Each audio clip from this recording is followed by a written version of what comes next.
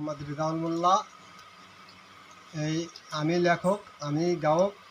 এই গজলটা যদি আপনাদের ভালো লাগে শেয়ার করবেন, যদি খারাপ লাগে ক্ষমার দৃষ্টিতে দেখবেন। আসসালামু আলাইকুম। 3.5 হাত নৌকার মাঝি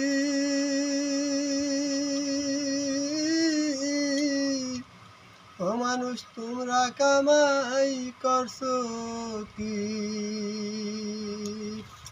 ঠিক মতন পড়িলে নামাজ মাওলায় আমার সাথী। ঠিক মতন পড়িলে নামাজ মাওলায় আমার সাথী। আল্লাহর দিয়া ফসল খাইয়া ও মানুষ করছো যে বেঈমানি।